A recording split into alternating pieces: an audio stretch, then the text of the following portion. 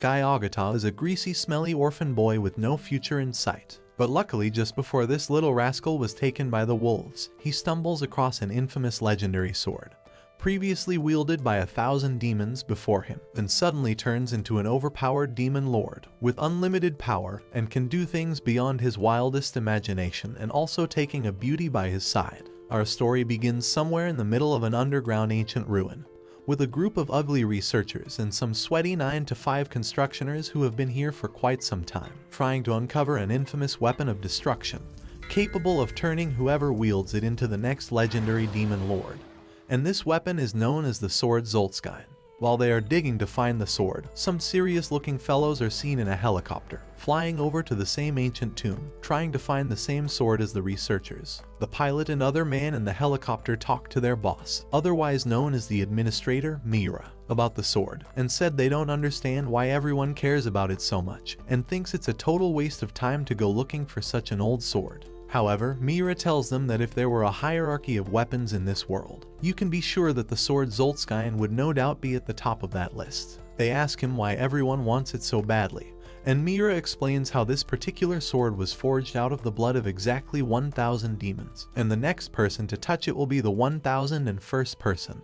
But normally humans can't control it, unless the sword chooses you as its wielder. After, another man sitting next to the boss, named Seiya Kijo, informs Mira that the next person to possess it would also be gaining the power of all the previous demons who had wielded this sword, and would become a very dangerous individual, so that's the reason they must find it first, so no one else can claim this kind of power. Back in the ruins, the skinny worker in charge of finding Zoltskine explains to one of his construction workers how the origin of the sword came to be. And back in the Roman era, roughly around 2,000 years ago, a small poor village on the outskirts of the Roman Empire was randomly attacked by some samurai savages, just simply attacking the village for fun, and to plunder what they had, taking all the women for themselves and destroying their homes to the ground. The village priests begged God for aid in their struggle, but received no answer at all during their darkest times. As they received no answer from God, they gathered all the sheep in the village and made a sacrifice, praying to a demon god instead as their last hope.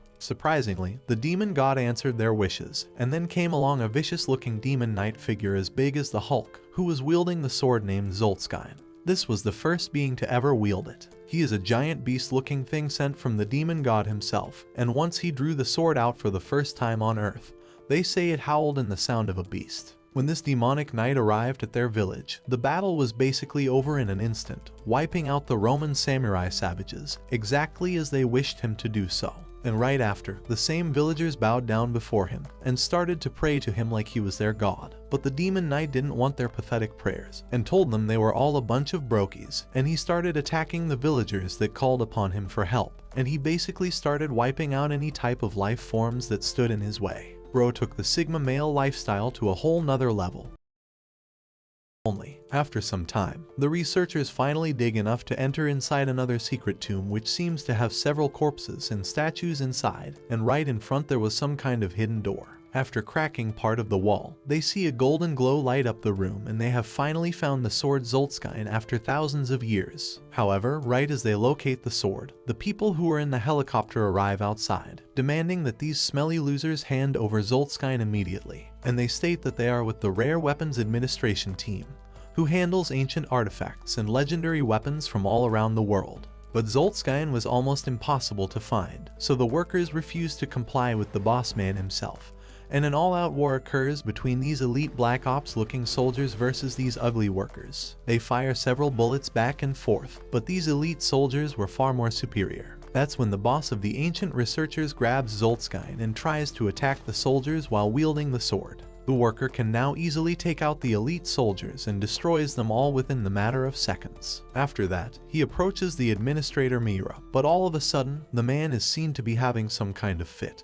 and his eyes roll to the back of his head while screaming out words that no one can understand. It seems that he cannot handle the power of such a weapon. And that's when the right-hand man of Mira, Akijo, explains how the dark aura of Zoltskine will swallow you whole if you're too weak of a person, making you unable to bond with the sword, so it cannot be used by a dumb skinny worker like him, and only by a top G. After, Mira instructs Akijo to retrieve Zoltskine from the man, and Ikijo uses some kind of magical power, as Ikijo seems to also be in possession of another legendary weapon of his own, and he uses this power to generate a strong energy force which knocks down the dumb worker, and safely securing Zoltskine inside a metal container. They bring Zoltskine back to the Legendary Weapons Administration Organization headquarters. They safely secure the weapon inside the facility and store it away with the rest of the other legendary weapons. Ikijo and Miura look at the weapon closely, and Ikijo thinks it's ugly, but Miura thinks it's absolutely beautiful, so Ikijo laughs and said he's going to bed. After that, the weapon administration team go back to work, trying to find other weapons like Zoltskine, as there are other demon swords out there which also have a lot of power, but nothing compared to Zoltskine. These swords have different types of abilities like turning you into a fire demon and many other side effects, so this organization is taking them for themselves and bringing them to their facility. However, one night, the boss Miura enters the facility where they store Zoltskine, as he seems to be drawn towards the sword, and can hear it calling out his name. The sword can detect the love that Miura has for it, as Miura always speaks so highly of the sword, so it's given him a symbiotic relationship with it. And now he just can't seem to get away from the urge of wanting to touch the sword and to feel it in his own hands. At this moment, Miura is sick of being a worthless beta male, and opens up the case containing Zoltskine and picks it up, and he finally feels like a real man for once and goes crazy. When wielding the sword, he embraces all its power, and the cursed energy takes over his entire body, awakening the demon once again. All of his subordinates quickly rush into the facility as the alarms start going off, because Zoltskine has been removed from its container, and the guards are then met by a demonized Miura staring right at them as they tremble in fear. They immediately take out their guns and shoot at Demon Boy Miura, but Miura is now an invincible demon Giga Chad, smiling while he takes out each of the guards one by one before leaving the building. After that, we are then taken to a different scene in the anime, where we see an ordinary looking man named Takashi, who is arriving back home from his long day at work. His wife Wakaba is expecting a baby anytime now and has just went for her final checks today, but doesn't want to reveal its gender to the father just yet and wants this to be a surprise. But Takashi is super excited to meet his newborn baby and to finally be a father, and after, the two of them leave home to quickly grab some treats from the store. Meanwhile, at a temple, we see a priest making a ritual, trying to appease a sword named Shiryo. The man can sense that the sword is crying inside and wants to taste blood. So to answer its call, he makes a special ceremony for the sword, inviting his little minion friends inside, and they all gather around it, and in the room they pray to the sword. But the sword seems to be calling out to a particular special boy, and tells him to drop some blood on the cloth that is hanging over the sword. After he does this, the boy gets excited and starts to lick it, turning him into an absolute maniac, and starts to take out all of his dumb friends who were invited to the party, one by one. After eliminating all the peasants in sight, the sword starts to glow up with purple flames, and the demon within him is still hungry for more, so the demon boy heads outside to find some more snacks. While outside, Wakaba and Takashi are seen heading back from the grocery store with their Scooby snacks, and while walking home, the hungry demon boy is seen lurking about, and knocks down Takashi. Wakaba is heartbroken, and falls down beside him to see if he's awake, but he was eliminated by the demon boy. After, he proceeds to go after other civilians on the street, until the boy wakes up and realized what he has just done, as the sword was in control of him this whole time, and he drops the sword while screaming out how sorry he is. But after seeing Takashi is gone, Wakaba grabs the sword out of anger and uses it to kill the demon boy, and my dude gets some juicy instant karma. After, Wakaba is trying to get the demon out of her head, but her hand is apparently glued to the sword and she can't seem to drop it. At this moment, we see Miura on a highway bridge with Zoltskine, and the security team asks him to drop it. However, he refuses, and a purple smoke releases from the sword, and at that moment a person with the second sword has now arrived, burning all the vehicles on the bridge, and challenges Miura to a fight. Both of them have got one of these legendary weapons, and since they are so close to each other, the sword transforms both of them into Metal Knight looking figures, and they now have some fancy Power Ranger armor. Miura explains how he is Zoltskine, the demon of death, and the other man calls himself the demon of fire, and they both start to fight in a crazy 1v1 duel match. But Miura and Zoltskine easily defeat the other guy within seconds, as he's just too strong. After the epic battle, we see a blacksmith strolling in the woods, and he stumbles across Wakaba's body on a tree. He is shocked to see the young woman like this, and before helping her down he hears the cries of a baby nearby. And there, we see the baby holding the sword in his arms, and the man, named Amanagata, explains how this sword has such a dark aura he can even sense it from a mile away.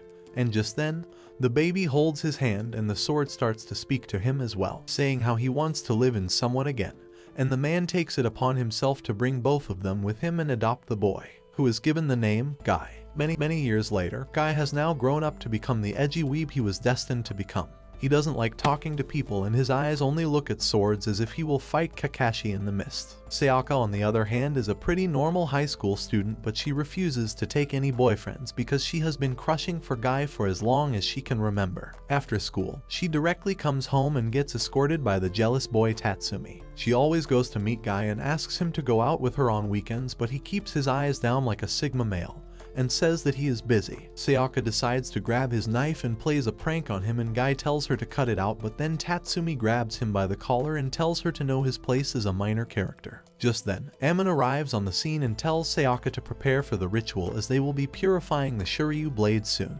Tatsumi doesn't like this because Guy is the only one who gets to feed his blood to the demonic blade and he wants to feel cool as well. Amon tells him to grow up already and that Guy is special, but Tatsumi refuses to accept that, and on the day of the ritual, he takes off his blindfold and this lets the blade take over Sayaka, who is holding her, and makes her attack the idiot. But Guy refuses to let this chance miss and jumps in by pushing Tatsumi away and gets his arm chopped off, letting him evolve into the ultimate weeb who can do true cosplays of characters like Sasuke, Shanks, and future Gohan. After that, they take him to the hospital, but he keeps crying like a loser even 1 week after getting discharged. Amon says that he is just grieving the loss of his missing arm, and Sayaka hugs him and tells him that she will always be there if he ever needs a hand.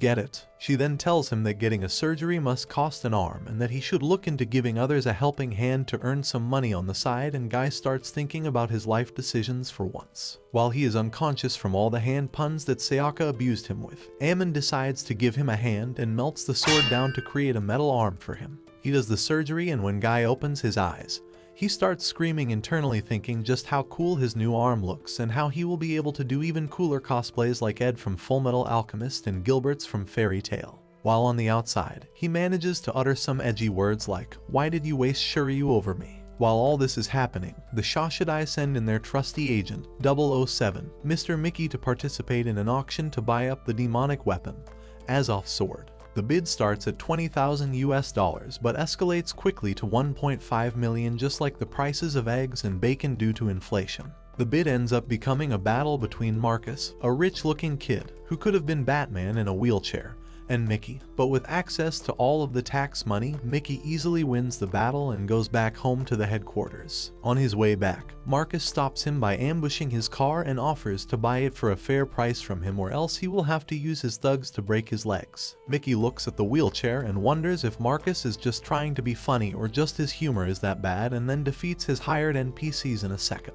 He tells the boy to shoo away, but suddenly, Mira arrives on the scene and says that he sensed a strong blade nearby and wants to challenge him to some real-life Fruit Ninja battle. Mickey tells him that he doesn't have any change and fights him back with his own legendary thunder sword, Falgon, which lets him run away like a chicken. He thinks that he managed to get away with the sword this time, but then turns around to see that Marcus ran away with the sword when he wasn't looking. Back at the swordsmith workshop, Amon tells Guy to keep this arm close to him and to use this newfound strength to create a sword even stronger than Shiryu.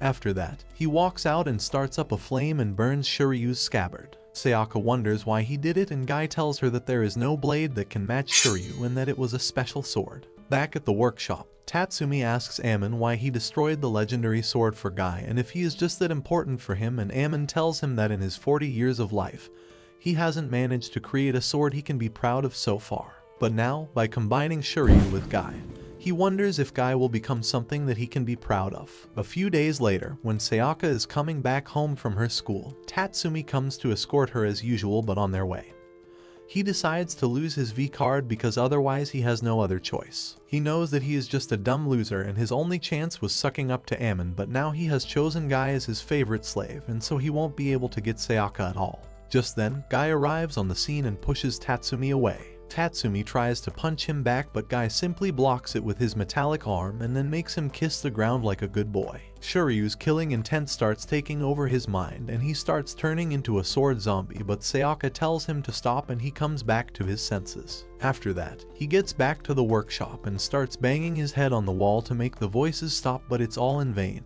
Looking at him going crazy like that, Sayaka hugs him from behind and tells him that she is there for him, and this makes him calm down properly. On the other hand, rich boy Marcus wakes up in his fancy yet lonely villa and is greeted by his fake younger sister and online bot parents. He gets sick of living with fake people and tells them all to go away, and starts burning in his rage. Back at Shoshidai headquarters, Mickey learns that Marcus got in an accident with his family which ice-skated them all to Narnia while he was left paralyzed from his waist down. Having lost the ability to stand up in any way, he seeks help from many doctors to become healthy, but all of them refuse to operate on him in defeat. Some days later, his ex-girlfriend comes to meet him and tells him that she will be getting married soon, and the groom is none other than his best friend, Johnny. She tells him that he might have committed a lot of sins, but she loves him and that he isn't invited to the wedding as they are planning to keep it private. Marcus looks at her dumb face while smiling and tells her that he will be praying for them from all his heart, and then watches her leave as he plans his sweet revenge. Just then, the demonic sword that he stole from Mickey answers to his revenge-thirsty soul,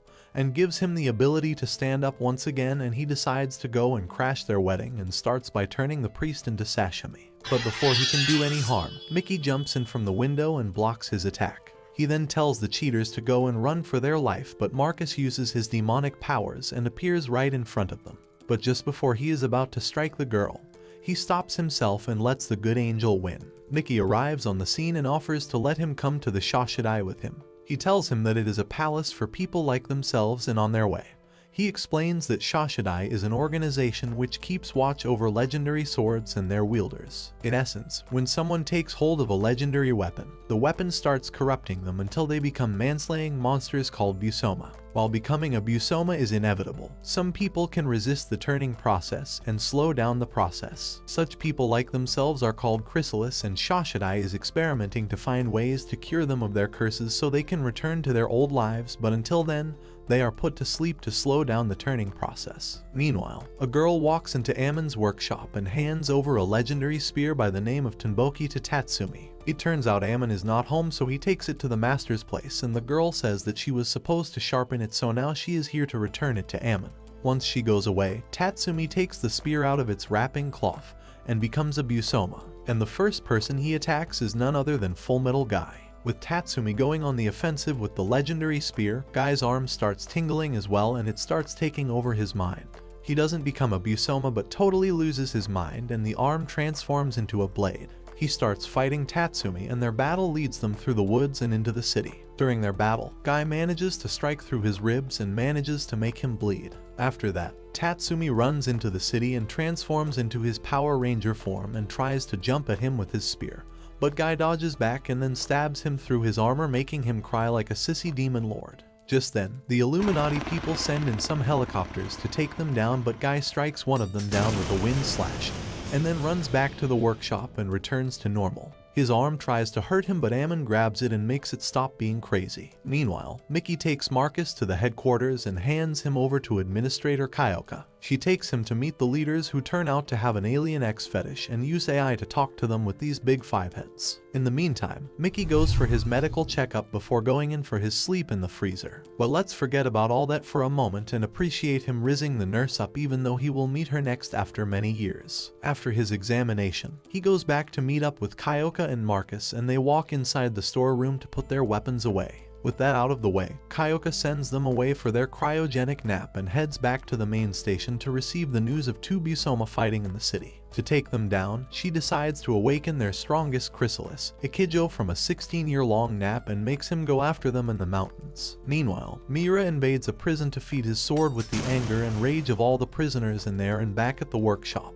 Tatsumi sneaks inside and hides in the shadows to ambush Guy. On the other hand, Guy has mentally turned into a baby, and Ammon thinks that it must be due to him becoming afraid of Shoryu's power, and now he wants to just hide away like a baby in the womb to protect himself. Back at the headquarters, Kyoka reveals that long ago there was a kingdom that opposed God, and to punish them, God sent down a ring of light that raised the entire kingdom to the ground. After the light vanished, there was not even a single blade of grass left from the kingdom, and in the sand only the weapon of God, chakram, remained. After that, people worshipped it as an object from God and then sealed it away to keep them safe. Now, Ikijo is the person who wields this weapon, and he is most certainly their strongest soldier. In the meantime, Guy is still acting like a baby and runs off into the forest to see his mother's grave. It starts raining and he starts crying while looking at her tombstone. Sayaka walks up to him and decides to take care of him and tells him that she will take him to the festival. At the same time, Ammon meets up with his old master and shows him a blade that he created.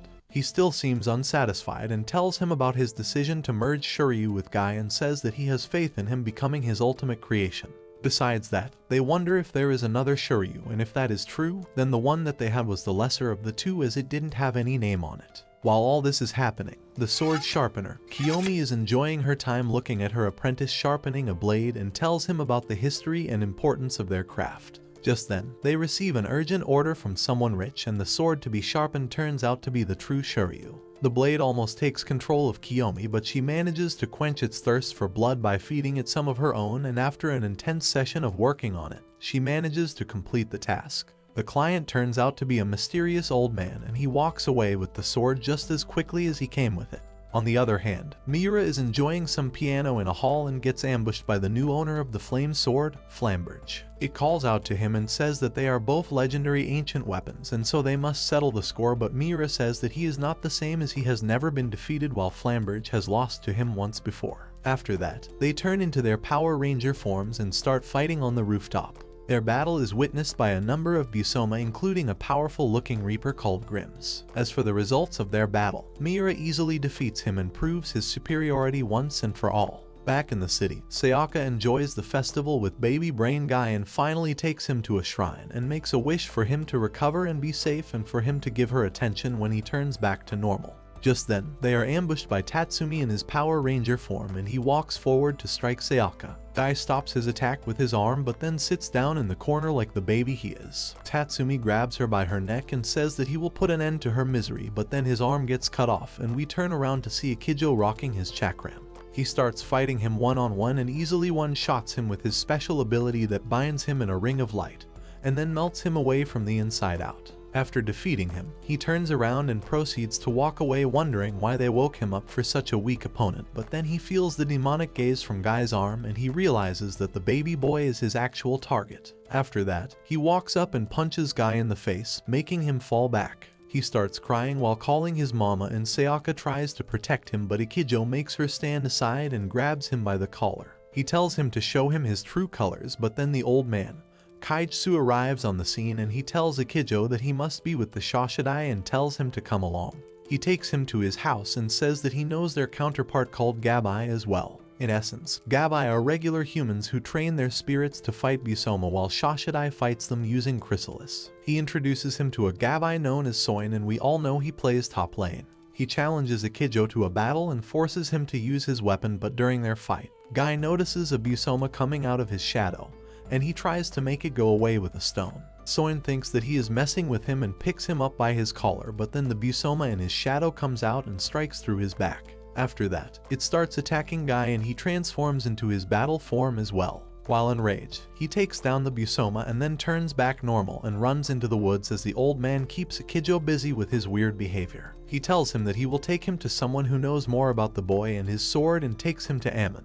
They talk about Guy's past and how he grew up, and Ikijo realizes that he is much similar to himself. Meanwhile, Sayaka and Guy hide in a cave in the woods where they used to play together when they were little. It looks like fighting again and trying to man up brought him back to his senses, and he is now acting normal once again, which means his depression and trauma are back as well. He tells Sayaka how he doesn't have any good memory of his childhood and that he has been running from the darkness all his life in the fear that it might take him in. But now, he has decided to forge swords with his own hands and to cut down this world to make way for a world where he can belong. Sayaka starts wondering what kind of crack he is on, but lets the rain pass away before walking back home. Once they reach back, Ikijo invites him to come to Shashidai with him if he is looking for a new world where he belongs, and then takes him with himself. With that, Ikijo drives him towards the Shashidai headquarters, but tells him that he has to run an errand on their way, so he will be tagging along. This errand turns out to be a visit to an old lady named Kei. She looks probably old enough to be Ikijo's mother, but in reality she is his girlfriend. Akijo explains the whole sleeping in ice and being frozen in time thing to Guy and says that Kei is one loyal woman who waited for him even though he himself didn't know how long it will take before he will be awakened. When they first met in high school, she was 1 year younger than him, but now she is an old yet beautiful lady. After that, he tells him to go get himself busy somewhere else so he can spend some time with his sweetheart. Being the gentleman he is, he takes care of her greatly and dances with her on their favorite old song and even paints her toes. He takes her on a vacation to the beach and finally proposes to her, and helps her get dressed in a wedding gown before putting her to rest in the bed with a love-filled kiss. Meanwhile, Guy goes out to the city and gets inside a crowded hall which looks like a stage for some concert, but it turns out to be a bunch of sweaty gamers jamming to their idol and streamer Digimon Midoriko. They play a Street Fighter style battle game and she wins the match like a pro, and ends the performance with a song of her own. Guy wonders what this weebish concert was all about, but then walks out of the hall without wasting more time.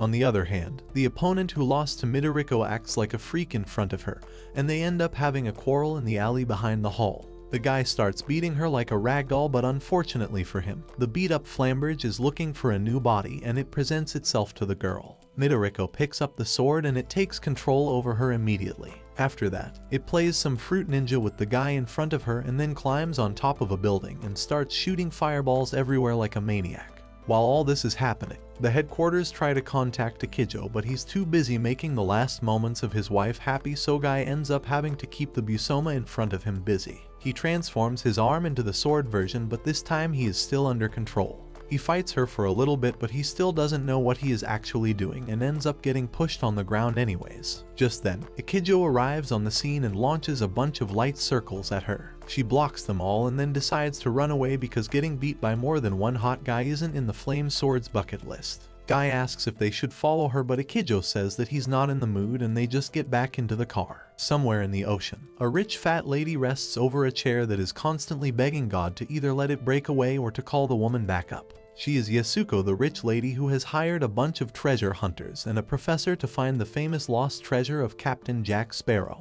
But in hopes of finding his lost jar of sand, they stumble upon the not-so-famous treasure of the pirate Throla. She wants all the gold and silver in it, but the professor is there to find the legendary Galen's hammer. It is said to be a weapon known for its heavy strikes and durability, which can shatter other blades and reign supreme. Their search goes on for quite some time, and eventually the divers manage to find the treasure, and they all party with the gold around them. They never find the hammer, but once the gold is in front of them, the professor starts showing his greedy side. He turns the whole treasure hunt into a boat murder mystery, and starts strangling all the members one by one. Eventually, he gets struck down by the mistress's bellboy, Billy, but he has also grown balls and tries to put down his master. He ends up pushing her into the ocean, but unlike Big Mom, Yasuko hasn't eaten a devil fruit and she ends up falling to the ocean floor besides Galen's hammer. The hammer takes control of her body and makes her swim up, and she strikes Billy down and claims the whole treasure for herself. Meanwhile, somewhere in the city, there is a famous model and hairdresser by the name of Issei.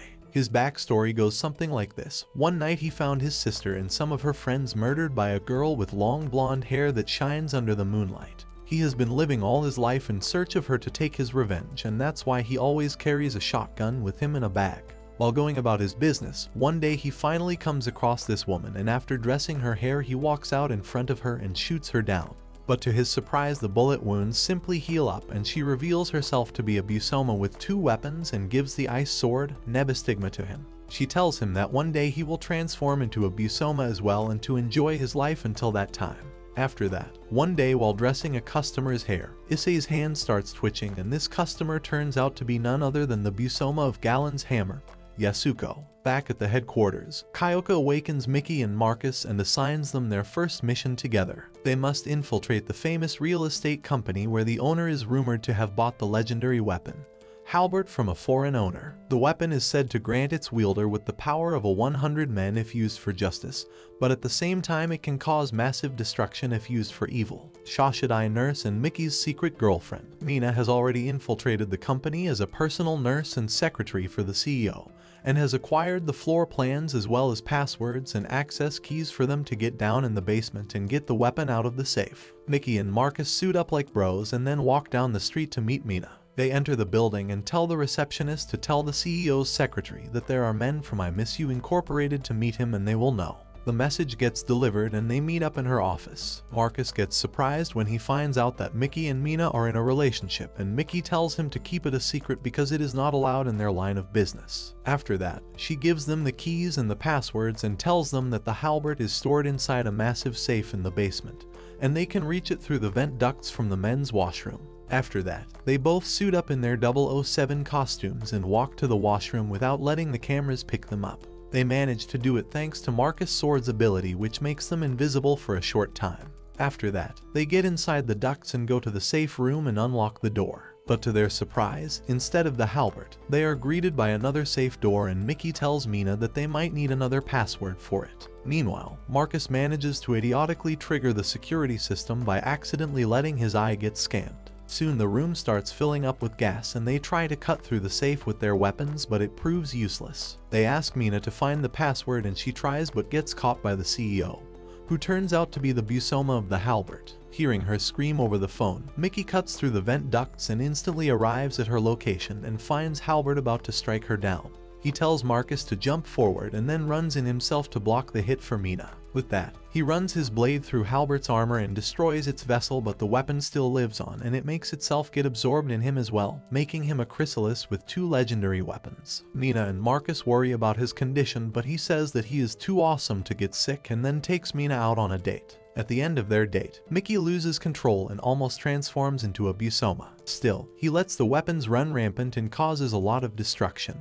He is about to send Mina to another world, but then Guy and Akijo arrive on the scene and fight him until his condition becomes stable. The fight proves to be really intense, but at the end, with the help of some plot armor and luck, Guy manages to defeat the hybrid Busoma and return Mickey to his human form. After that, Mickey, Marcus, and Mina return to the headquarters and run a test on Mickey and realize that it's too late for him and the most they can do is extract the weapons out of him. Mina tells him that he should be fine and the test results suggested that he will be better after the cold sleep, but when the time comes, they put Marcus to sleep first and then destroy Mickey inside the capsule to extract the weapon, and for the last shot we find out that the true player was Mina all along, who did it all on the organization's orders and was playing a part as Mickey's girlfriend to keep him obedient to the organization. A few days later, we see a rich silver-haired young boy named Shin attend some meetings with people looking to open an orphanage and an elderly home.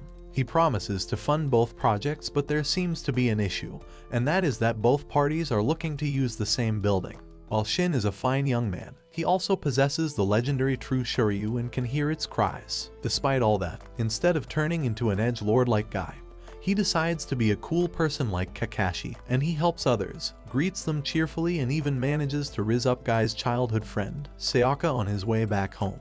After his meetings with the project managers, he goes to the location of the building and suggests that they open a combined facility to take care of orphans and elderly together. This way they will be able to provide a great environment for all of them, and promise to fund the project himself if they agree upon it. On his way back, he finds some hooligans messing with Sayaka, who is going back home, and he steps in to make them stop. But instead of fighting back, he just stands there like a pretty boy and gets himself beaten up to the ground.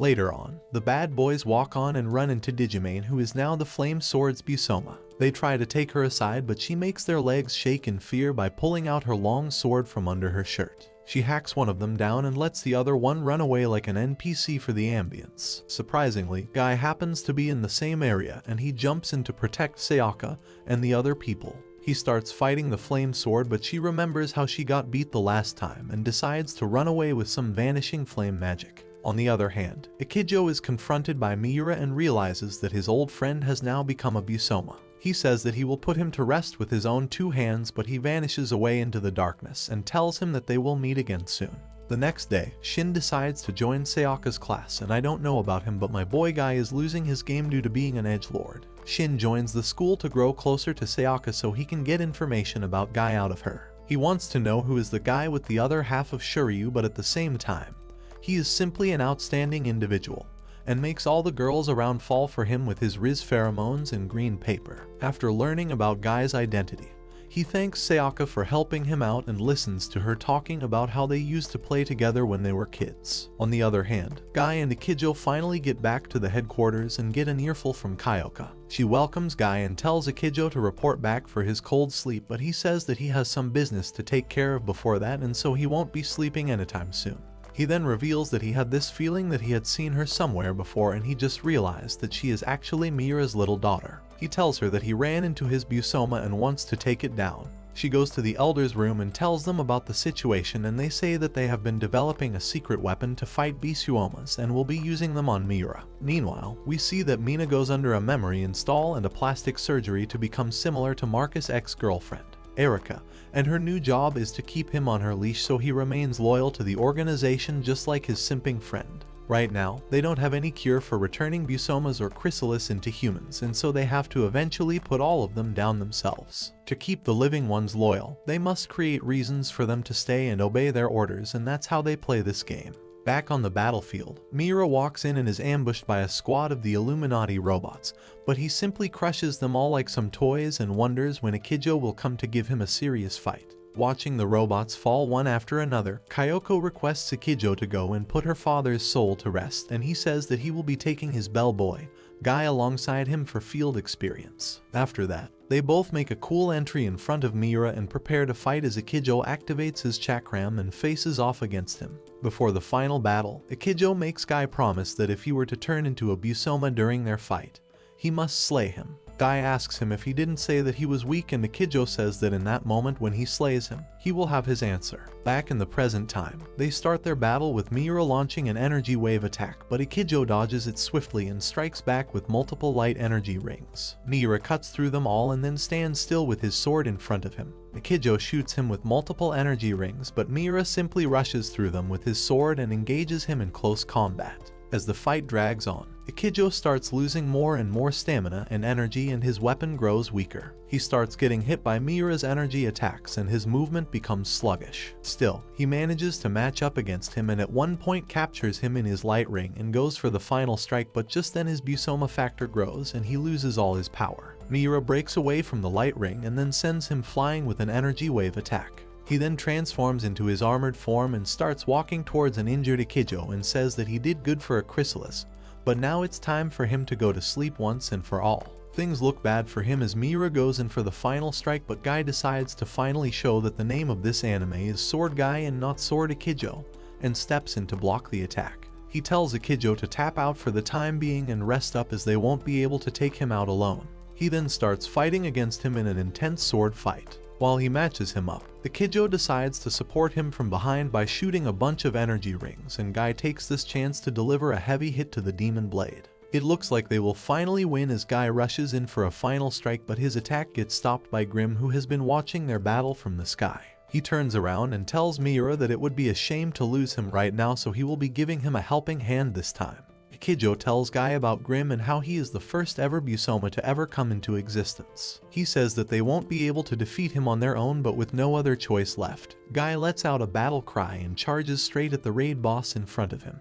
They start exchanging blows and Guy's transformation starts taking over with every hit as he draws more and more power out of Shuryu. In the end, he completely transforms into Shuryu's armored form, but Akijo stops him with his rings and lets him kill himself so he can bring him back to senses. As Guy runs his blade through, Akijo lets himself transform into a Busoma and emerges from the light as a fully armored Chakram Busoma. With that, the two titans face each other and prepare to fight in a deadly battle. War Thunder is free to play right now on PC, Xbox, and PlayStation consoles, so make sure to download War Thunder for free using my link in the description, and claim the anime body pillow pack if you're new or haven't played for 6 months. It's available for a limited time only. Even if you're already a dedicated soldier, don't worry, because every person who uses my link will get the body pillow. Thanks for watching, my fellow plot boys. Watch this next video and take care.